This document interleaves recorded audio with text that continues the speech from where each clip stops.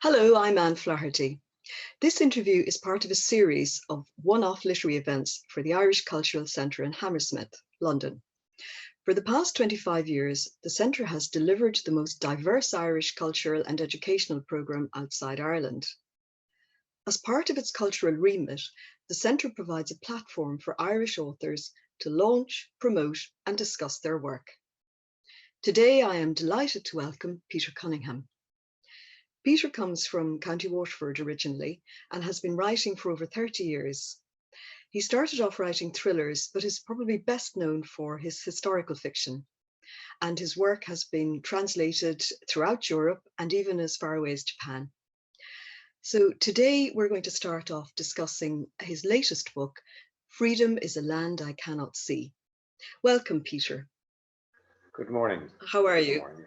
I'm great, thank you, and thank you very much for inviting me on. We're delighted to have you. And where are we talking to you today? Are you at home? I am at home in County Kildare, which is about 20 miles west of Dublin, and we live in the countryside.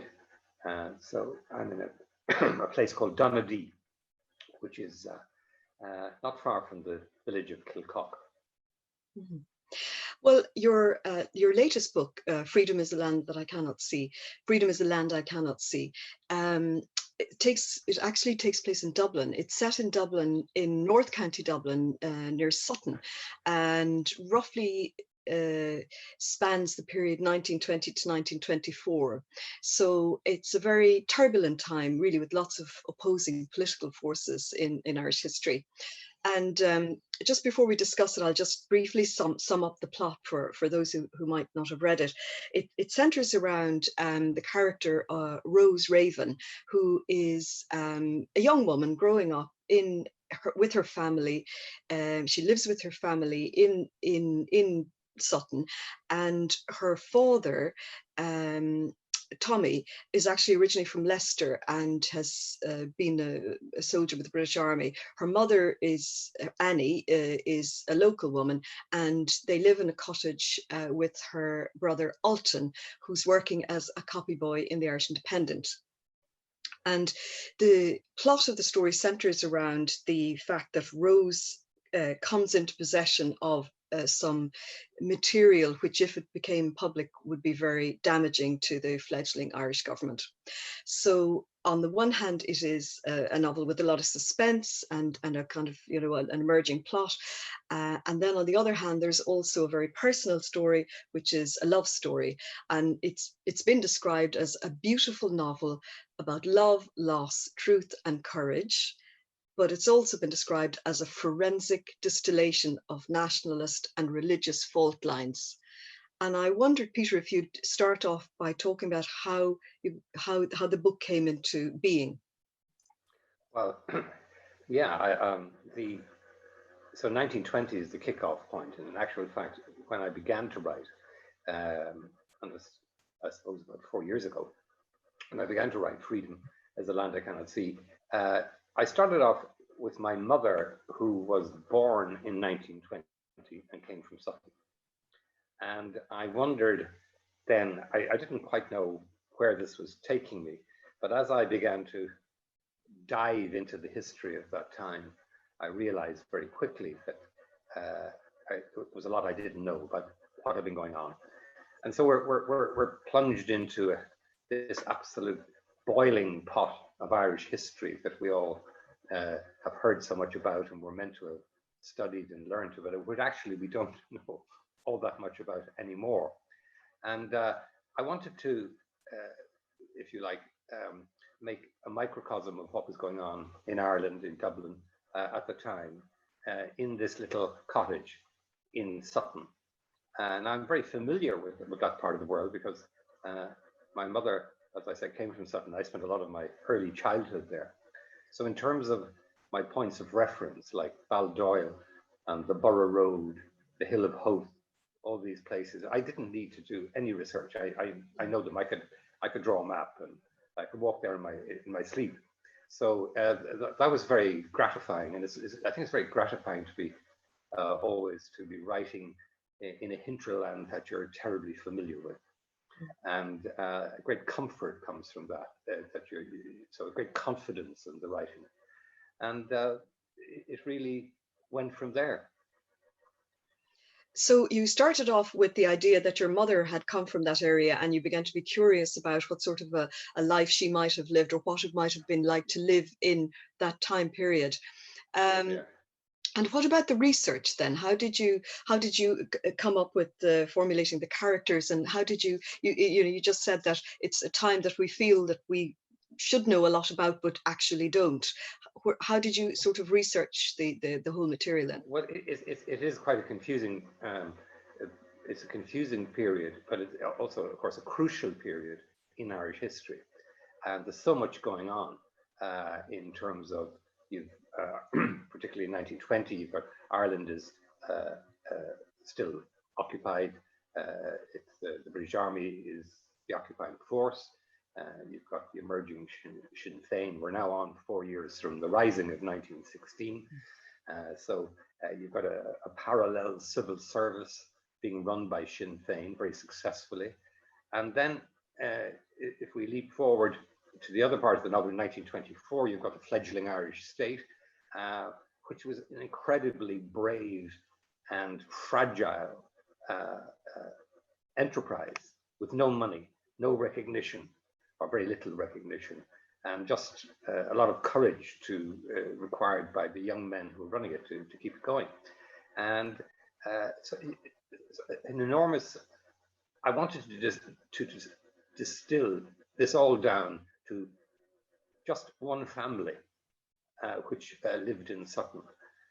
So we got, and Rose lives in the cottage. She and her brother Ulton are the only children of Tommy and Annie. He is from Leicester. He was a British in the British Army, and he now works as a porter in a gentleman's club in Dublin. And he seems to be more on the side of Irish nationalism, republicanism, whereas Annie, the mother, is on the other side. She's a unionist. And this is, I felt, probably typical of the kind of splits that were going on all over Ireland at the time. We must remember that nobody in Ireland then knew what was going to happen. We can look back now and say, yeah, well, this happened and that happened, and it was inevitable, but nothing was inevitable. So this little family, I feel, reflects that that particular dilemma that existed all over the country. It's interesting that you say, of course, that we can look back with hindsight and know what happened, but you're, as a writer, then writing about a period in which the characters that you're inventing don't know what's going to happen. How do you insert yourself into their heads and into their personalities? Is that very difficult for a writer of historical fiction? I think this is what it's all about. This is why fiction is so great, that it allows you to do that. But in my case, it takes time. It takes me, maybe a year more than a year to actually get to know the characters. It's like if you move into a new neighborhood, you make new friends. It takes quite a long time to get to know these people, to feel comfortable with them. And that's the same with me writing characters, and it took me well over a year in the case of Rose Raven and her family to actually know them. And then I get to know them to a degree where I know exactly how they're going to react to various circumstances and events, and I know what they're going to say. I know what they're thinking. And I really know them very intimately. And when that happens, then the book takes off. And that's very exciting.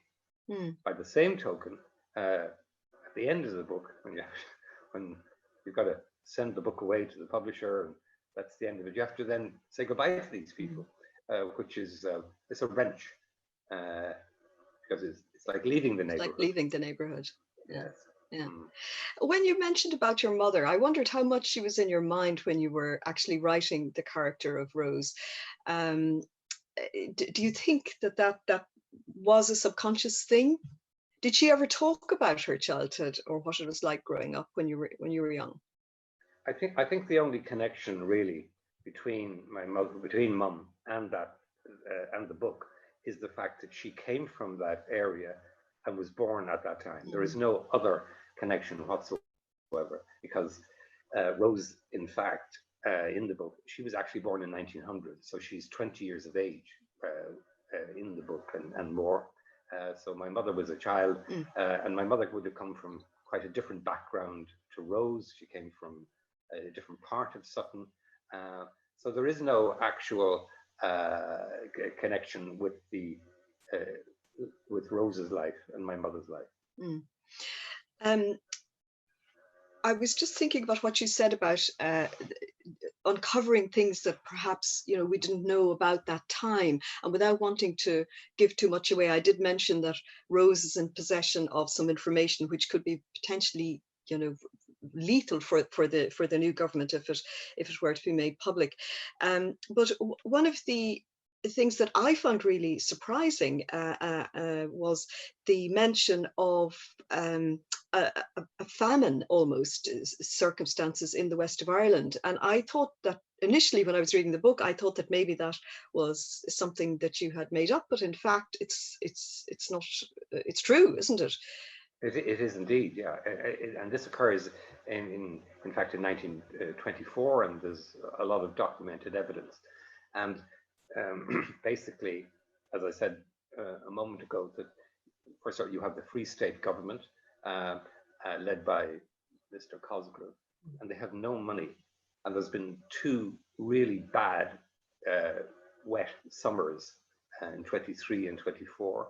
And so west of the Shannon particularly, things were really, really dire. The turf hadn't been saved, the crops hadn't been cut, there was no fodder for cattle, so people couldn't eat and they couldn't warm themselves when it came into the winter. And there were very serious conditions developed that, of people starving, and there were upwards of a dozen documented cases of men, women, and children actually dying of starvation, and that's documented by parish priests and doctors. And this story, which has been sort of lost in history, was very much picked up by the newspapers like the Meath Chronicle and the Connacht Tribune, and actually as it was called then, the Manchester Guardian. And they referred to famine conditions in the west of Ireland. So when this came to the Irish cabinet, their first instinct was to see how this would play out in their attempts to raise money abroad. And they basically said, well, if this gets out, this is going to seriously impact on our credit rating, because we're presiding over a famine in the first literally 2 years of our existence. We cannot let this information get out. And so their first instinct was to cover it up. They did allocate £500,000, which is an awful lot of money in today's money. I guess that must be like 20 billion pounds, 20 billion euros to the relief. And they shipped coal directly around the coast into Galway to try and alleviate some of the distress. But their first instinct was to cover it up, and that is what plays out in the novel. That is interesting from the point of view of the reader. When I was reading the book, and I initially thought that was made up, you know, I thought that was just part of the fiction, and then I looked it up as well, and I discovered that it was true. And that makes me think about when you're writing a historical fiction, how do you feel about being about the sort of obligation of the writer to be true to events, in the sense that knowing that when people are reading something, that sometimes they believe it to be true? I mean, do you feel that as a writer of historical fiction that you have a license to invent characters, but you have to stay true to events? I think that's a really interesting question. And it is, I think, really that you can't invent stuff, particularly if you're writing about, as I write about Ireland the whole time, but I can make up people, I can make up their lives and so on. But if you cannot really invent something, because I think that will shake the reader's confidence straight away. And so it has to be based on history, on facts. more or less. You can play around with them. You don't have to be, if you're writing about a historical figure like Cosgrave or De Valera or somebody like that, if you insert them into a book, you don't have to actually follow their daily diary to a T. You can, nor do you have to, and you can invent characters to interact with them, which is interesting. You can invent characters that will see them at a slant and throw light on them in a new way. But basically, you got to follow more or less what happened. Well, when you started off writing thrillers, could you take us back to why you started writing thrillers and how you got the writing bug? For example, you did write recently a very nice article about growing up in County Waterford, and your aunts opened a bookshop, and you recall being in there when you were about 10, helping out. I wondered if that was what maybe prompted you. Were you a good reader, or was reading encouraged in the family, or was the fact that you were in and out of the bookshop something that encouraged you to think about writing, or to just absorb books? Well, the bookshop was great fun, really, because these two ladies were set up by their brothers in this bookshop. Neither of them was particularly an avid reader. I think they were quite shocked by the kind of books that were available. They really disapproved of Harold Robbins and disapproved of D.H. Lawrence. They suddenly found themselves flogging these books for cash. And the reps got a very hard time, because they used to come in and the rep would come in.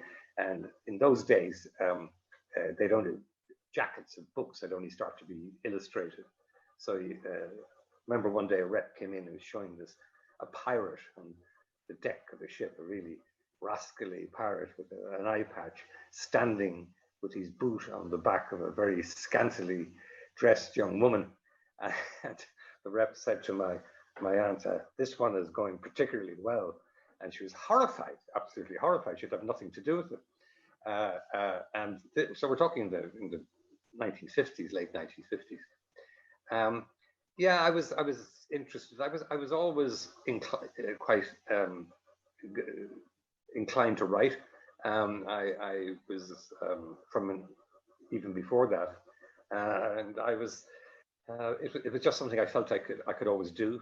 Like some people are, they can play tennis or are very good at golf or something else, or play the piano. I was able to write, and certainly the bookshop encouraged me, and I began to write for newspapers. The Sunday Christmas supplements of newspapers was a handy market at the time for 10-year-old writer. You could write about the Yule log, the history, and does Santa really exist, and this kind of thing. Yes. So I used to write these every year, and then I went away to school at the age of 12, and I continued. And where are you from? A bookish family? My father was a great reader. He didn't read much fiction, but he was a great reader of history, and in fact, I'm lucky enough to have inherited his library, which is extensive, and I'm continually coming across books of his that of the time I'm rereading history books. I just finished reading one of the biography of Arthur Griffith by Pádraig Colum, and I was also reading history of biography of Asquith by Roy Jenkins. These kind of books, they were all in his library, and they're all, what I did notice about the books that he read and that I have come into is that they were all very well written. And it's such joy to read history and biography that is well written. Yes. So then after you left school, you studied in UCD, and you actually went into the world of finance, isn't that right? Yeah, well, actually, when I was in UCD, I was doing a past BA in Earlsford Terrace, And in order to make some money, I began to work in the office of an accountant who's a one-man show, a chartered accountant in Herbert Place. And I didn't quite know what I was doing, but I got the job, and I was suddenly found myself becoming an articled clerk to this accountant. So he was in a terraced house overlooking the canal, and that setting appears in at least 3 books of mine, where if there's going to be a chartered accountant, you can bet that his office is on Herbert Place, because I know it so well from my time there. And then I suddenly found that if I was going to keep my job, I had to do an exam. And so lo and behold, within a few years, I had taken the exams and I was a chartered accountant. And now I was probably the least suited person in the world to be a chartered accountant, but that's what I was. And I went on to then get out of that as quickly as I could. But my career as a chartered accountant involved me in a number of commissions and events dealing with clients, some of which appear in my novel, The Tea Shop, which is based on a certain Irish tea shop. And that was set in 2000, that was published in 2003. And, but for example, I was at one point appointed a receiver to a traveling circus, which was quite a challenge, as you can imagine, to try and seize the assets of a traveling circus. And all this time when you were working as an accountant, you know, at the back of your mind, were you thinking, what I really want to be as a writer, or were you actually writing in your spare time? I wrote in college in UCD. I wrote short stories and articles, but then when I went into the accountancy end of things, I didn't write, and I didn't write for about 10 years. I think that was I found that unconsciously very frustrating, because I felt cut off from something. I didn't quite know what it was, and it wasn't until about 10 years later I returned to writing and wrote a short story which I sent into David Marcus, who was running editing New Irish Writing for the Irish Press, and he published it. And from that moment on, I knew what I had to do. Why did you start off writing thrillers? I was in my wearing my accountancy hat. I was sent off to the States on a job one day, and on the way over in the plane, I read a novel, a thriller, by the English novelist Peter James, who's a very successful thriller and potboiler novelist. And I said to myself, I read it in one sitting on the flight, the 6 or 7 hour flight, and I said to myself, I could do that. I could do that. And I did it. Very shortly thereafter, I wrote a novel called Noble Lord, which was published under a pseudonym, Peter Lauder, which is my grandmother's name. And I did that because I was in business at the time, and I had no doubt that with the publication of Noble Lord, I would become immediately internationally famous. And I didn't want that to impinge on my my accountancy business thing. And that's what happened. Mm-hmm. So for a while then, you were actually writing thrillers specifically, and at some point along the line you became successful enough to decide to give up the day job, am I right, and to concentrate on writing completely. And then something happened in 1990 which was a turning point for you, isn't that so? That's right. And I was writing thrillers, so between 85 and 90, I think I wrote a thriller a year, and they were quite successful. They were published in UK, US, were translated into Japanese and several other languages, and that was movie options and so on. I found the experience of writing the thrillers a bit. I wasn't didn't find it terribly satisfying. I wanted to be able to really. I thought I wanted to be able to do something different. I wanted to be able to write a book that I could open at any page and read from. I was reading much more at the time. Had begun to read much more literary fiction. I discovered Proust, who had a huge effect on me in terms of his craftsmanship and so on. In 1990, at the end of 1990, we had the most appalling tragedy in that our eldest son, Peter, died in a car accident, along with the mother of the boy who was his schoolmate who was driving them. And they were going home for the weekend from school. Peter was in Glenstall, which is a school in County Limerick, and they were going home to Tipperary, to this boy's house, and in a jeep, and they were hit by a cattle truck, and Peter was killed. And as anybody who's lost a child knows, this is something that changes your life completely and permanently, and never leaves you. Not that you would want it to leave you in any way. You would never want to forget or to get over it, or you would never want to move on to a place where you would no longer remember the person. And however, it changed me in that I realized I had to search much deeper in my work. And so I began to write literary fiction, is just the expression, and that's what I've been doing ever since.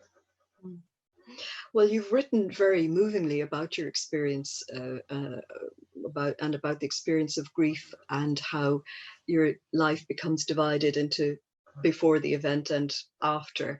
And I understand that you also have become involved with a charity that works with bereaved parents.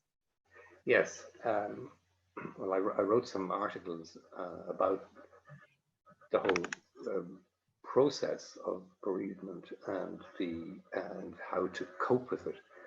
And these were published in, I think, the Irish Times, the Irish Daily Mail, and so on.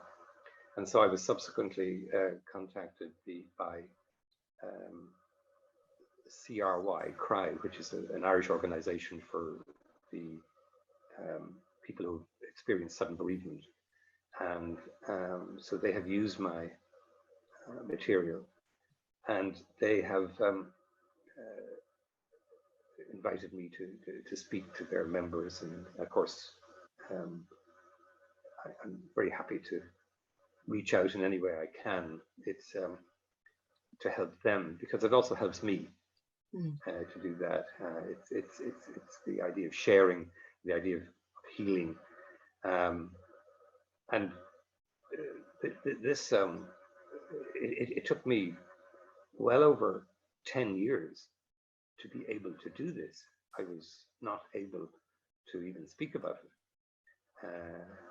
but it brought us very close together as a family, and we were very lucky. Other people aren't as lucky in their the experience of the aftermath of a tragedy like this. In my case, it resulted in me being able to write the kind of books that I can open at any page and read from, that I'm very proud of, and that I hope to continue doing. And it's always with our son Peter in the background telling me that that he had a hand in this, really, which indeed he did. Just listening to you talk about that makes me think about the fact that during this awful pandemic, people are losing loved ones, and the difficulties in grieving at this particular time, not being able to hold the traditional large Irish funerals that we're used to. People having to watch funerals on video and not being able to meet neighbors and friends who are always a great support in these times. You know, has that been something that you've thought about as well at this particular time? The numbers in Ireland are so high. Yes, it's inescapable, really, and it's so it's unimaginable to not be able to hold the hand of someone who's dying, and to comfort them, and to kiss them, and to hug them.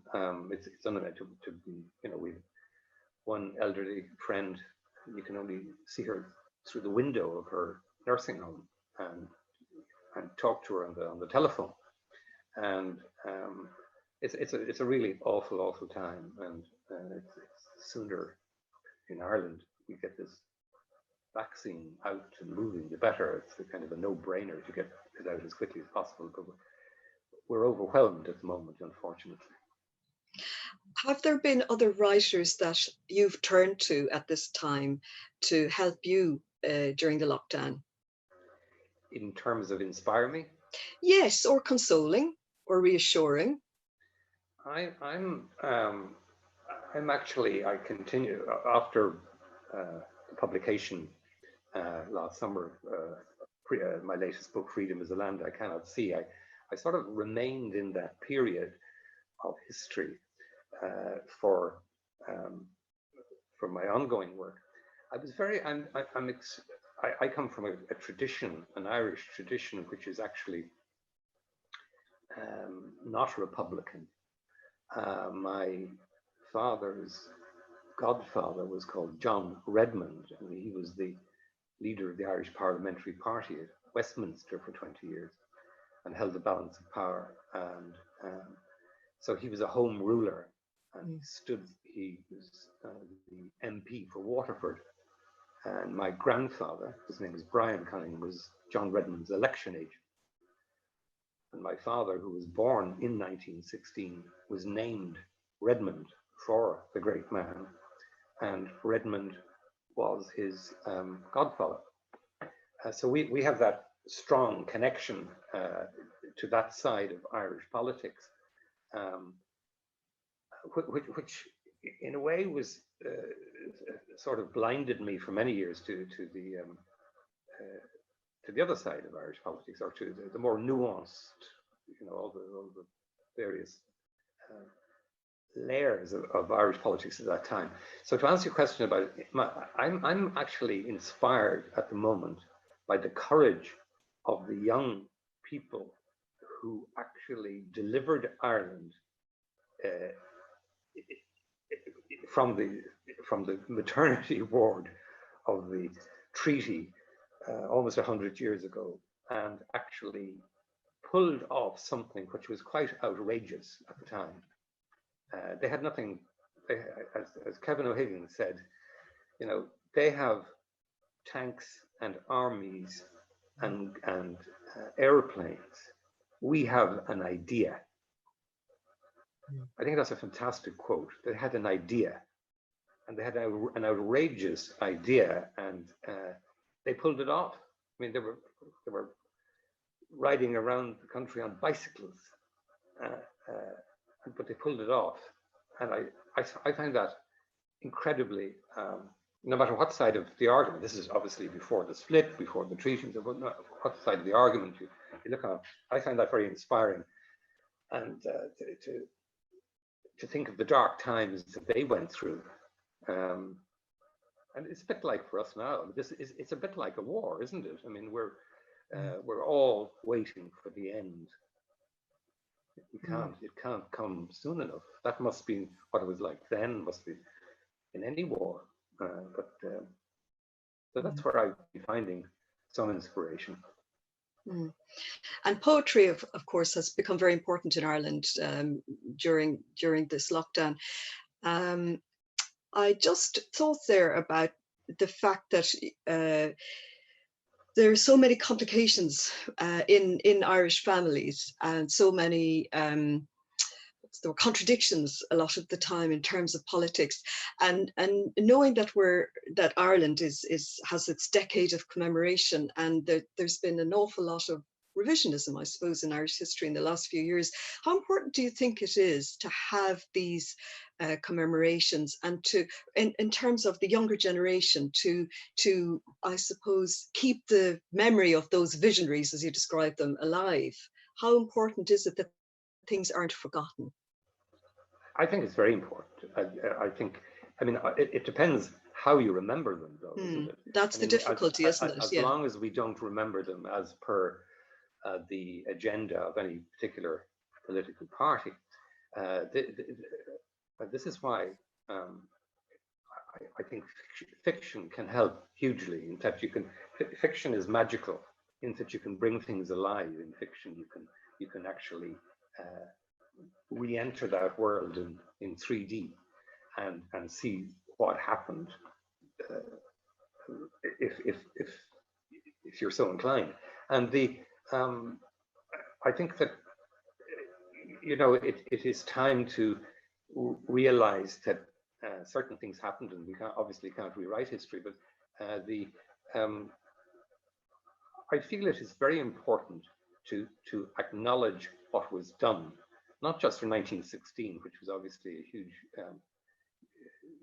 hugely important moment, but the first Cosgrave government from 1922, what they went through, and the decisions, the very, very harsh decisions that were made, and for which some people will never be forgiven, not for generations. We have to commemorate everything and lay it all out there, bring it all out, lay it all out, like they did in places like South Africa, like they did or trying to do in places like Rwanda. Lay it all out and talk it all out, and get it all, and then put it away and move on. And do you think the Irish public are ready for that? Well, I mean, how much longer do we have to wait?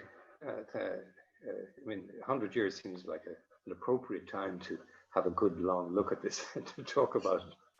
It's nothing to be ashamed of. I mean, there were shameful things that happened on both sides, and on every side. But I think we can move on from that now.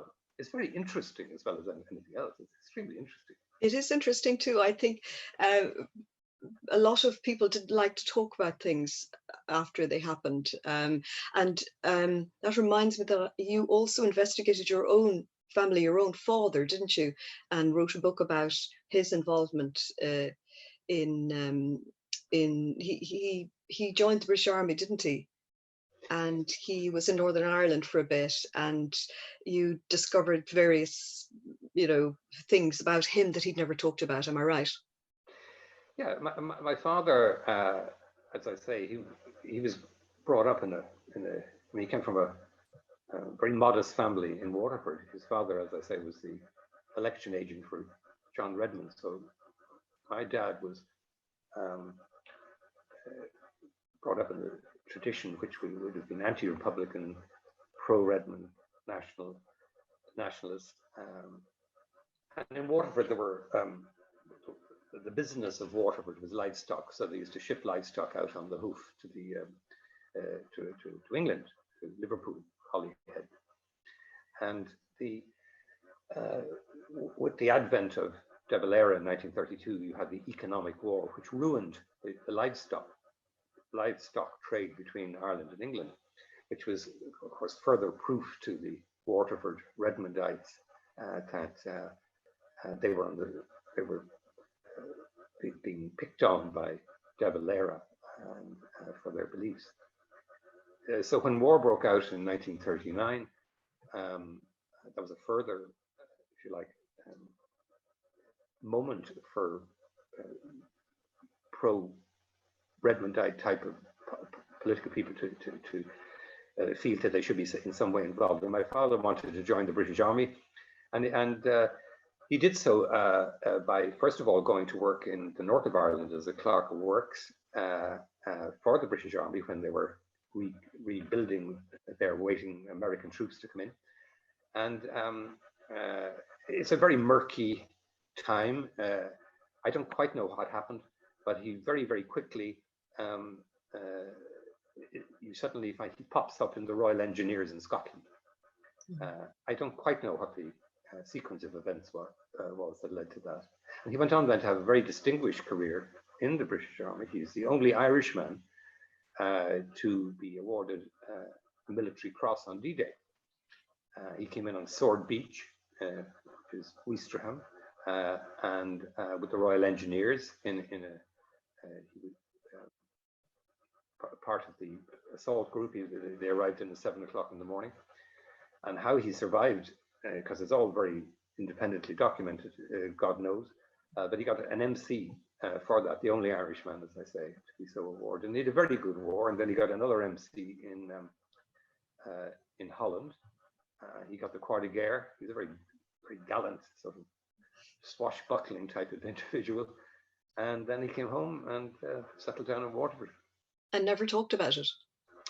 He never talked about it. He told me, he used to divert all questions about it. He told me that he was a commando in the, and that he used to parachute out over Germany, which was complete nonsense. He described in detail. He'd never, not only was he never jumped out of a plane in his life, he actually, one of the things he had to do before D-Day was he had to learn to swim.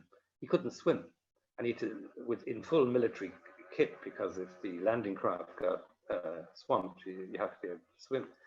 And he almost didn't make the landing, because even though he'd grown up in Waterford and had his holidays in Tramore, he couldn't swim. Yeah, he used to make up all these stories about being in the Commandos, but which was completely unnecessary, because the actual truth of the matter was far more interesting. And it's documented in the history of the Royal Engineers very meticulously what he did. Mm-hmm.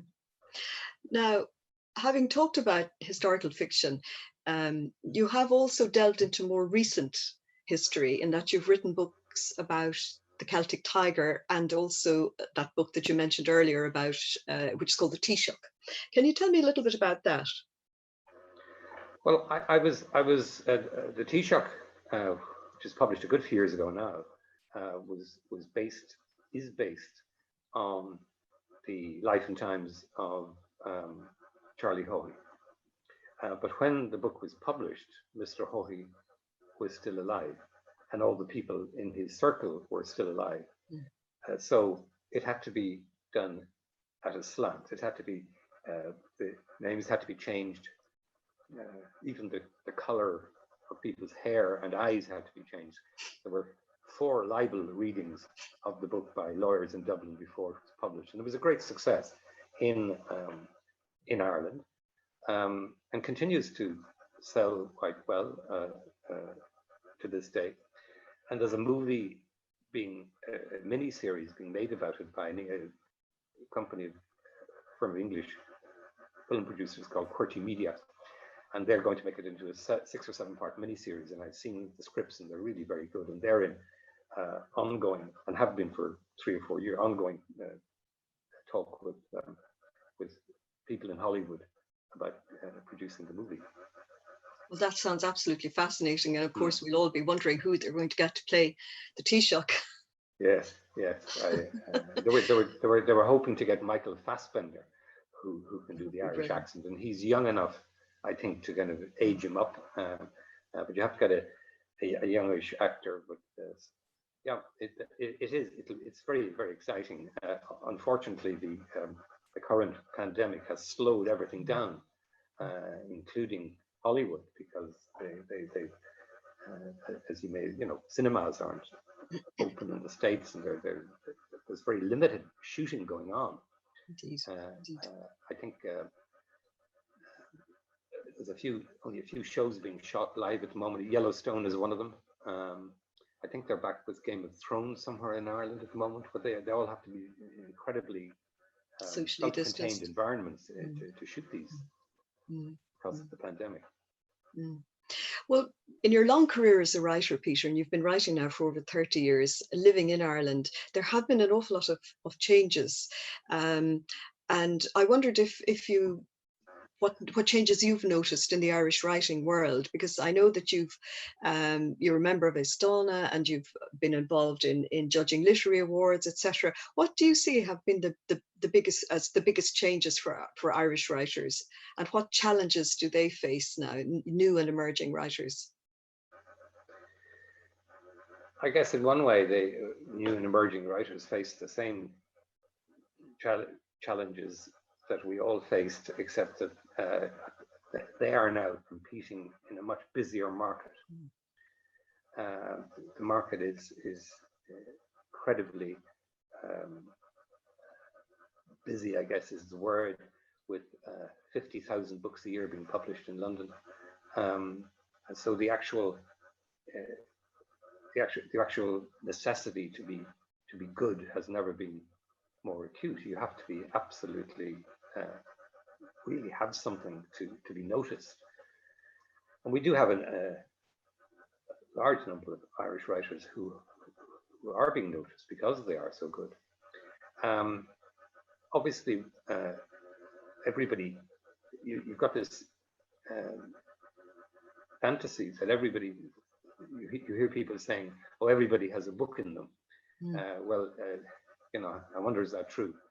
But the fact is that if everybody believes that everyone does have a book in them, that leads to a large production of books and so on. So it's very difficult now.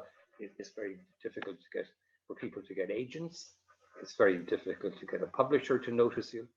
A lot of people, the whole self-publishing on the internet is like a completely different market, because you won't be reviewed and you won't be noticed. I've noticed that, for example, Irish publishers are now, I'm published, nearly always been published in the UK, and my current publisher is called Sandstone Press, and they're actually in Scotland. They're fabulous people. But Irish publishers have now really got a new lease of life since the British various bodies in England that decide on eligibility for prizes now admit Irish publishers as well, and that's been quite recent. And so, therefore, the cachet that used to be, say, that you had to be published in the UK as an Irish writer if you were to be taken seriously, is probably that has changed. So you've got all the major English publishers all have their Irish publishing arms, like Penguin, Transworld, Hachette, Hodder. They all have offices in Dublin and HarperCollins. They all commission and publish from an Irish base. The downside to that is, in a way, that the Irish publishers they don't automatically have distribution into the UK of those books. So if the book is, if you're like me and you write about Ireland, sometimes it may be assumed that that book will work in Ireland, and our Irish office will look after that. Whereas formerly, it would be published in London and distributed in Ireland, but also distributed in the UK. So that's, I suppose, a minor downside. You have to be distributed in both, obviously, to try and get decent sales. So that's another one of the changes I would mention. Yeah. And in looking at the sort of writing that's going on in Ireland now, do you see changes in the themes and in the issues that people are writing about? Do you think that maybe they're more personal books? I think people are I think people are as always with writers, trying to find vehicles so they can tell what are, I guess, the same old stories in a brand new way. So whether you're writing about,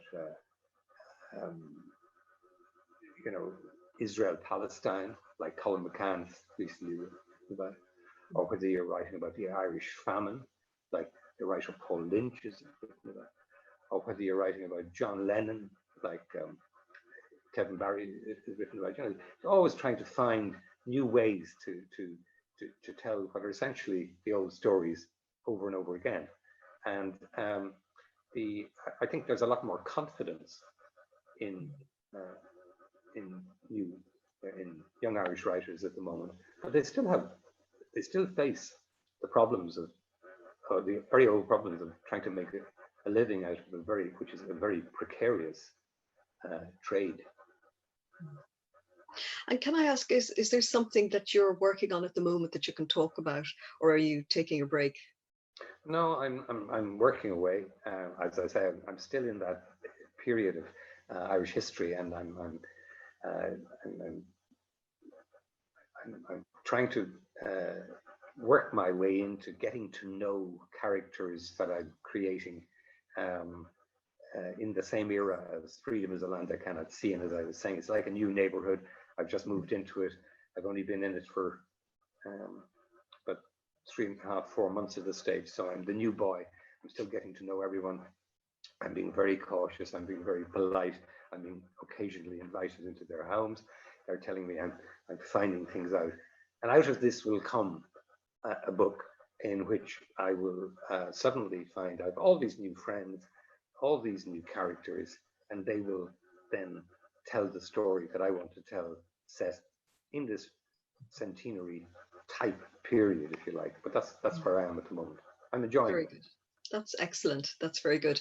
And when this whole lockdown ends, is there anything you're particularly looking forward to I don't know, seeing family or going on a holiday? Is there something that you're kind of holding out as something to look forward to?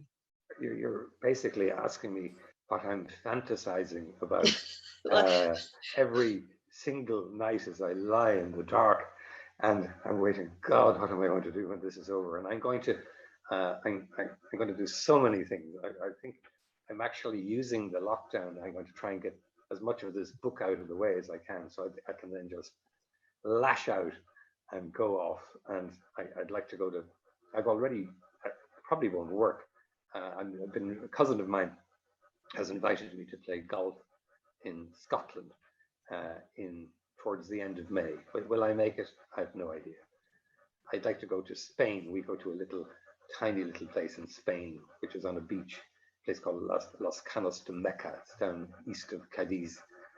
We go there. I want to play golf. I want to go hiking in the Commero Mountains. I want to go cycling in the Waterford Greenway. I want to swim in a warm sea. I'm going to do all those things, and I can't wait until that happens. Well, I hope that you'll put a visit to the Irish Cultural Centre in Hammersmith on your list, and that we can welcome you in person at some stage. I'd be honoured to do so. Honoured. And thank you very much for talking to us today about your book, Freedom is a Land I Cannot See, published by Sandstone Press and available, as they say, in all good bookshops or online. Thank you very much.